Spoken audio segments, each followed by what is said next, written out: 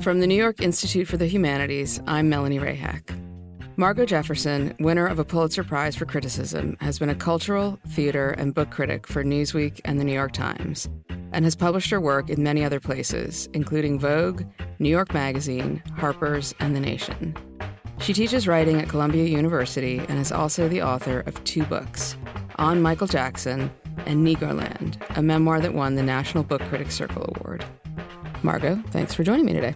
I'm glad to be here. So I want to start off with something that you wrote in Negroland about being a critic. I think I know. I know, it's right up there at the front of the book, so I couldn't help myself. We critics scrutinize and show off to a higher end for greater good. Our manners, our tastes, our declarations are welcomed, superior for life, except when we're not. Except when we're dismissed or denounced as envious and petty, as derivatives and dependents by nature, second class for life. So I feel like there's a lot going on there. And I'm just wondering if we could sort of approach it from the angle of the very contradictory nature of the two halves of that statement, especially in light of the fact that you not only have a Pulitzer Prize for your criticism, which sort of speaks to the first half, but you have now gone on to write a couple of books of your own, thereby, in theory, I guess, negating the second half of. Hopefully, that was my goal, my plan, my dream. That was also meant to be its own compressed history of how criticism has been seen. Of course, there's an august tradition of it, but often it was considered, the secondary, inferior craft that real artists, say poets, novelists, practice. I think this is true of nonfiction, by the way, the secondary or tertiary. And as often as people would say, those who can write, those who can't teach, they would also say, those who can write creatively, those who can't write critically. So when I was coming along and I studied a lot of poetry in college, that was very much, the kind of doctrine, or at least the set of attitudes that one took in. So I found that I was always in some way grappling with that in my life as a critic. And I think that has something to do with why I kept getting restless, and I'd do books, and then I wanted to do theater, and I was happiest, I think, when I got a kind of critic at large column, because I felt that's where the imaginative space that a critic really can have could open up. So you mean for me to sort of jump between genres? In other words, ideas, I'm not themes, yeah,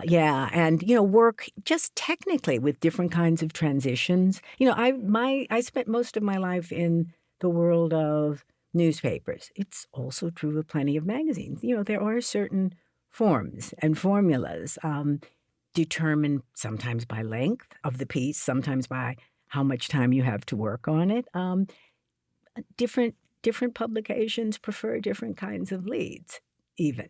So, more and more I found I wanted ways to, I won't be quite so lofty as to take subvert totally seriously. So I'll say to vary it and in my own mind, subvert it for my own pleasure. Our exchange just reminded me of something that an editor once said to me in an elevator.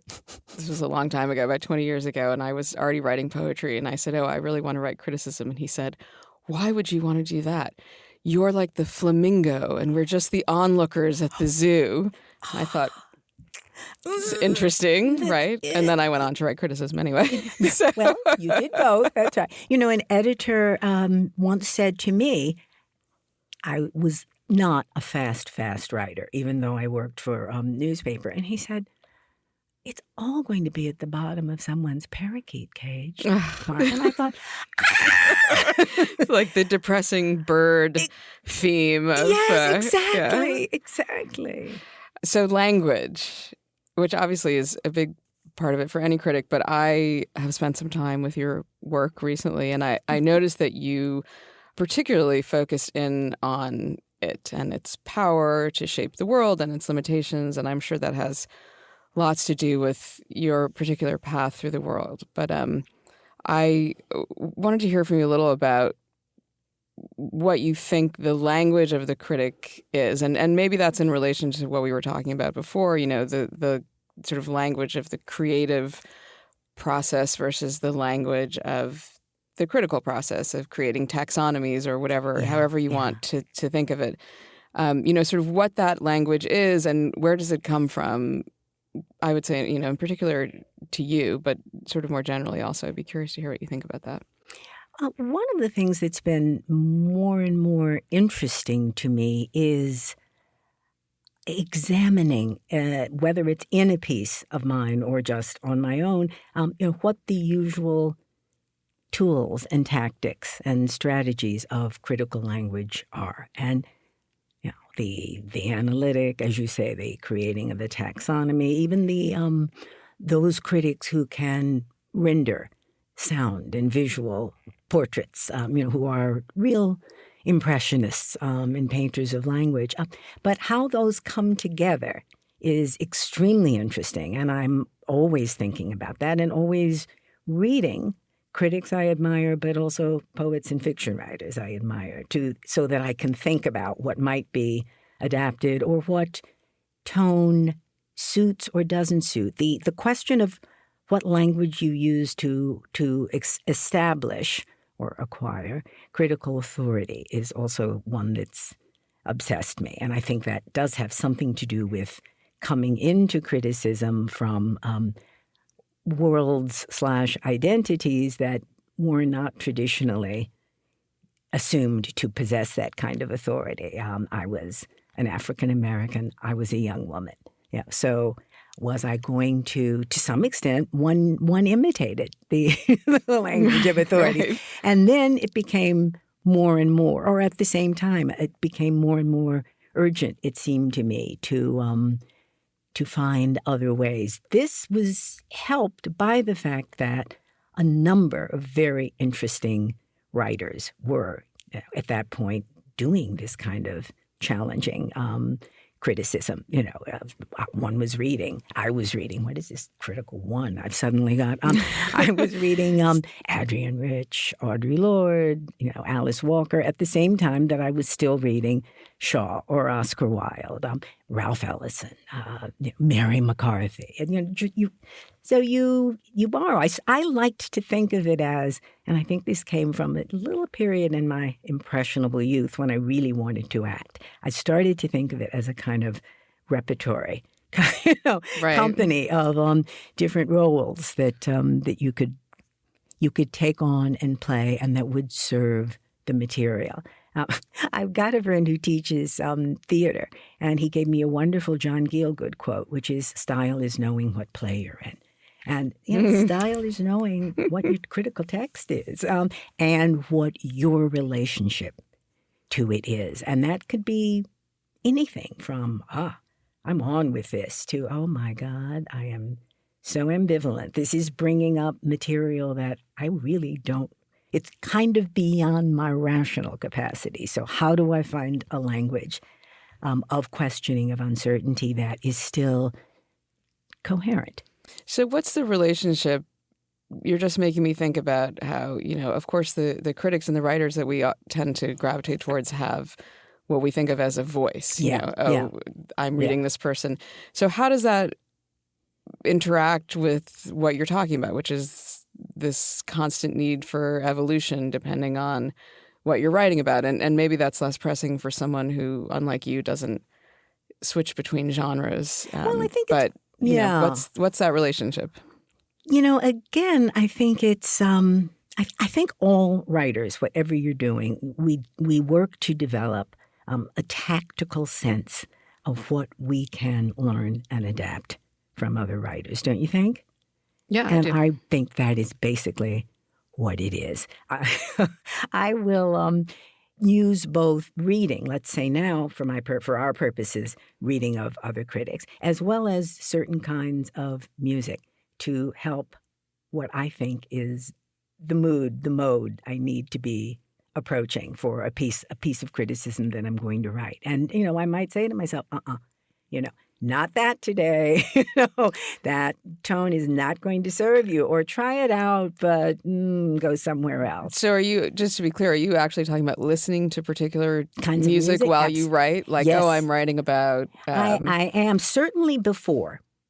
Sometimes while I'm writing, and it doesn't have to necessarily be, I'm writing about Scott Joplin. Of course, I'm thinking of this forthcoming, but I did once review a biography of him, so I'm going to listen. I will listen to Joplin to familiarize myself. That's the old, critical, you do your research. But I don't necessarily play any kind of music while I'm writing, unless, again, I think the tonalities, the rhythms are in some way going to stimulate or ease those bumpy, terrible transitions in passages when it's not coming. I find that really fascinating. I mean, I do that when I write, quote unquote, creatively, but not when I'm writing anything nonfiction. And I think I prefer the harder method, which is to just sit in front of it and weep and rage. Well, there's always a point at which you have to, yes. And there's just, I'm not going to accept any help from anyone. Rage Yeah. against the aid of. Exactly. There's always that point when you have to do that. I absolutely agree.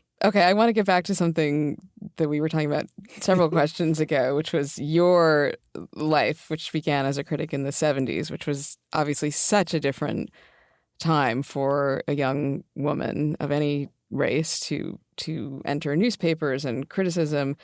And if you could sort of, paint us a beautiful narrative of, in hindsight, of what has changed since then. I guess both, there are a million answers to these questions, but both in terms of women's writing and how it is being critiqued and by whom it is being critiqued, and where women now fit into this sort of, pantheon of critics, or whatever you want to call it.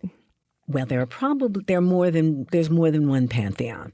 Which has changed, let's and that's start a good there. thing. There are more of us, literally being, still being hired to write criticism. Well, that's tricky in journalism as it is now, but over those decades, there have been more of us. It's also crucial that with any kind of magazine, who is being hired, like the Times Book Review, that's all freelance.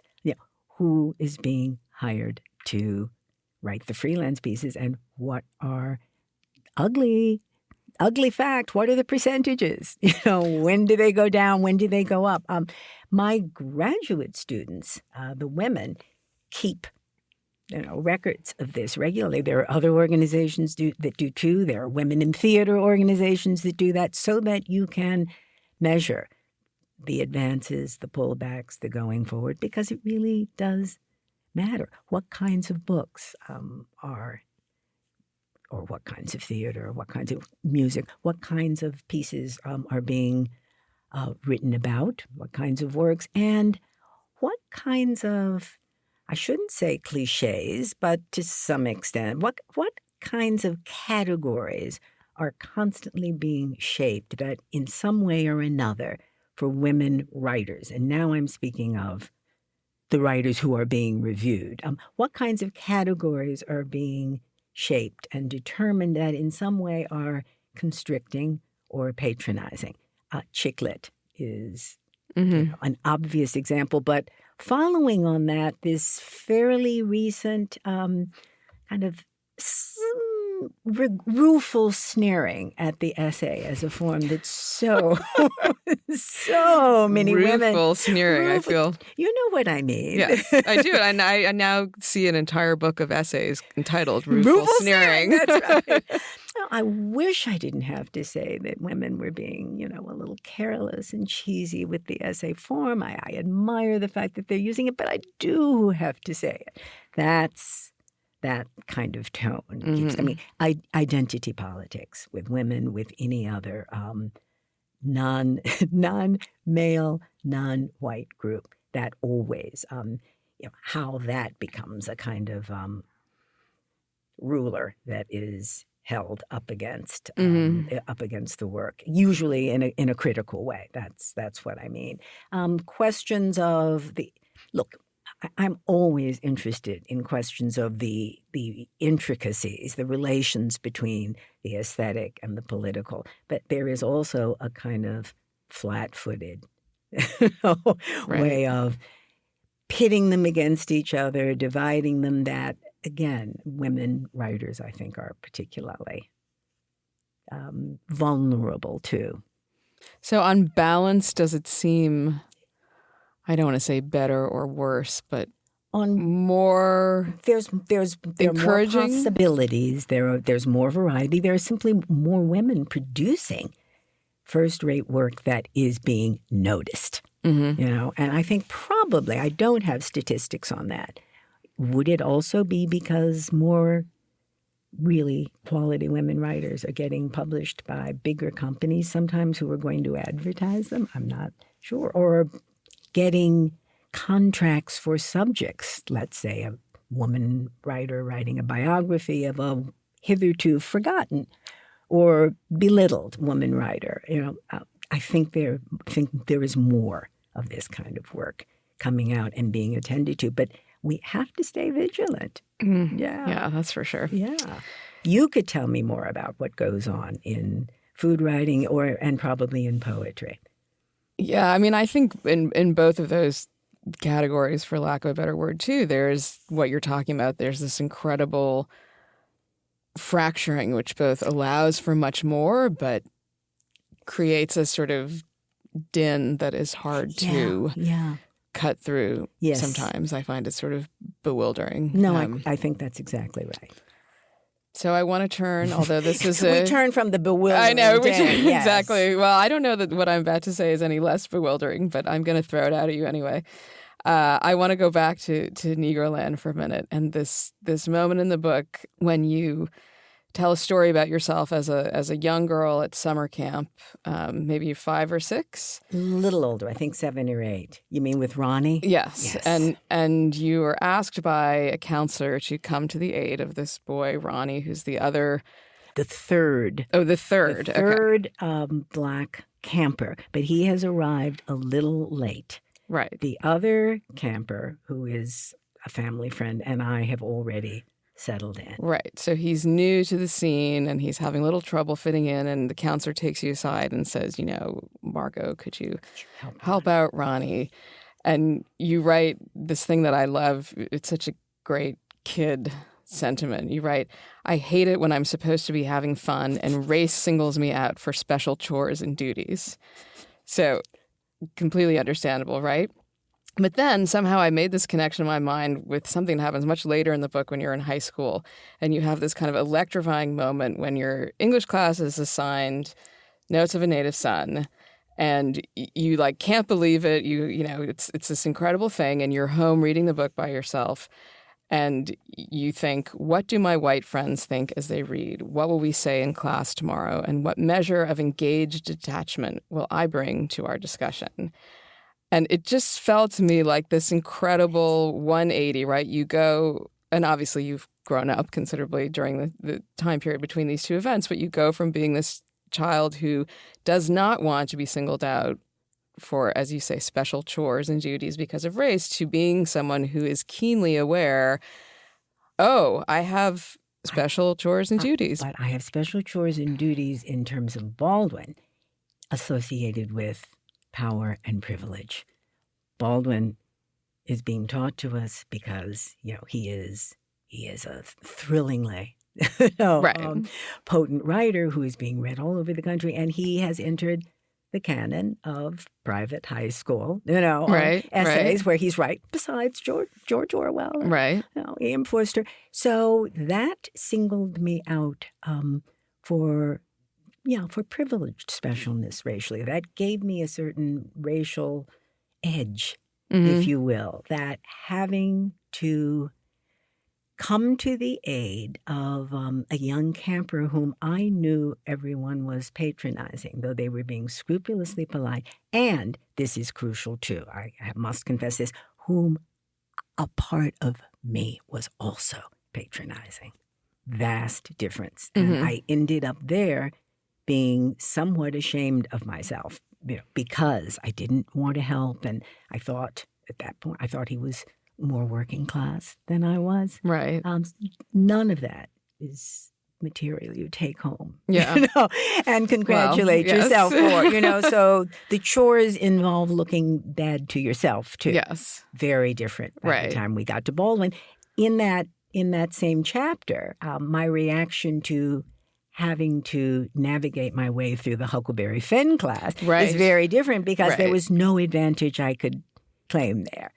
I do remember, in fact, saying to the teacher, well, Jim, of course, we never said the word before. There are these passages where he's being made too much fun of. And she was not a bad woman. She gave me the talk about, Mark Twain, really was criticizing slavery. And, we must not read this, she didn't say superficially, but we must understand historically that this really was a critique. But those scenes where where Huck and Tom turn him into a buffoon, no, those are clownish scenes. There are other parts of the book in which, Mark Twain is making a critique. There wasn't room for that in the early 1960s. And your high school, an all-white classroom. Your high school self, progressive private high school. That was the best we could do. Yeah, but your high school self was aware of that. Absolutely, because I felt thwarted, both frustrated, meaning somewhat angered, and embarrassed that I hadn't been able to. I didn't feel I'd expressed myself clearly, or that there was room for that expression. One of the things I found so interesting about your memoir was to go back and see those moments where you emerged as this person deeply devoted to expressing yourself in writing. Your sort of panic that you would not be understood, to have the quiet, inquisitive side, and someone who liked nature, and you did, of course, exactly what I would have done at that age, which was you felt that if you wrote it down, that was the real thing, the real proof. No, I'd never thought of that connection between Ronnie and James Baldwin and my evolving, though never quite evolved enough. Right. Position. Yeah, also, I wanted to be in certain ways a very good girl and a good Negro. So that sometimes hampered my style, my expressive style. Yeah, I'm sure. I would say for the majority, I don't want to speak for all women writers and critics, but the majority, and this is not an original thought I'm going to express, the majority of us can trace some sort of origin story back to Little Women. I agree. I certainly count myself in that crowd.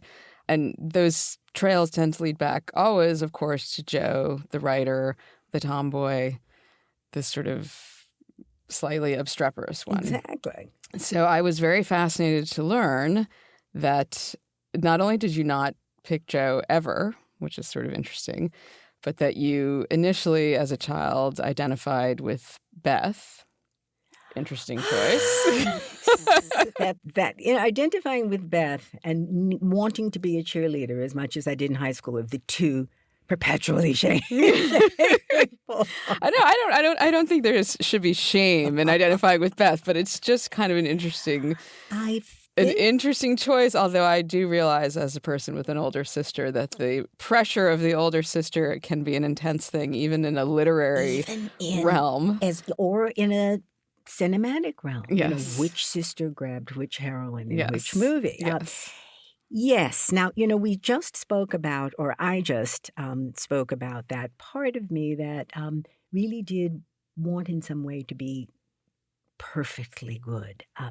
When my obstreperous and forceful and very lively sister claimed Joe, I knew I had to claim someone else. Amy is very hard to stick because because that's what Louisa May Alcott does with her. Meg is she's boring. She's just boring and dull. Beth, I played the piano and I was considered very good. So that was one way. I was partly loved because of that. Beth was loved because of that. So I thought, okay, I can work with this. And something about, young girls were brought up to like tragic deaths, kind of decorative deaths. So I really didn't even mind that. I was alive, So your alter ego dying a painful death. Yeah, but she has a good death scene. It's true. It's true. I was fine with that. Then one goes through the period as a serious literary person. At least in my generation, you went through that as a girl where you had to leave. You had to leave Little Women behind. I came back to it. James Baldwin was one of the people who dismissed Little Women contemptuously. Right. But he stood in for really any serious male writer at that time. Then when I came back to writing about this, I realized, well, if you're not going, of course, I still, grown up. My darling sister, in fact, has died. I still did not feel writing the book that I could claim Joe. But I didn't really want to. Thinking of my own character, I realized, all right, if you're not going to do Joe, Amy had the most, as we used to say, and maybe still do, agency. She wanted to draw. She painted. She was spiteful at times, but also spirited. She spoke up for herself. I understood her vanities. In that way, though Alcott had it out for her, she totally got those pulls between being shallow and superficial and vain and, being a person of some substance, who wants more for herself and for the world. And you really see that. You see that embodied in Amy, not with the kind of nobility that you see it in Joe. But that would have given me, even though she was blonde, and I was far from that. And a part of me still, even writing as an adult, thought, that might have been harmful for you. But Amy would have given me a little more room than Beth did. Some room to think of oneself as, I can get something by being naughty, by speaking up in my own way, even if it isn't Joe's way. That's true, because we tend to think of Jo, although she's the sort of wild one, she's not ever actually bad, which is part of the appeal, and Amy right? And Amy is sort of terrible, and you hate her at various points in the books. And she is, you're right, incredibly vain, which I remember as a tomboy was something that I hated about her as a kid, that she cared so much about how she looked and the dresses and the hair ribbons. Absolutely. And the clothespin on the clothespin on the nose, exactly. And always being rewarded for being so pretty. Right. Too. Yeah. Right. So it was very tricky. Most ambitious young girls pick Joe, don't you think, for good reason? I do. And I'm ashamed to say I actually don't know who my older sister would have picked. And I probably should not say on a publicly available podcast who I think she might have picked or who she should have picked. It says enough that you don't remember. Right. That's true. That's true. Okay. Well, I think we will leave it there. Thank you. This has been a delight. I expected nothing less. Yeah. Nora. Thank you, Margo. Thank you, Melanie. This podcast has been brought to you by the New York Institute for the Humanities at NYU, in conjunction with the Arthur L. Carter Journalism Institute. Our producer is Ben Branstein. Our thanks to Uli Bayer and, for their technical and design wizardry, Aaron Dowdy and Selena Lakazi. For more information, or if you'd like to subscribe to our podcast, visit our website at nyihumanities.org. That's all one word. Again, that's nyihumanities.org.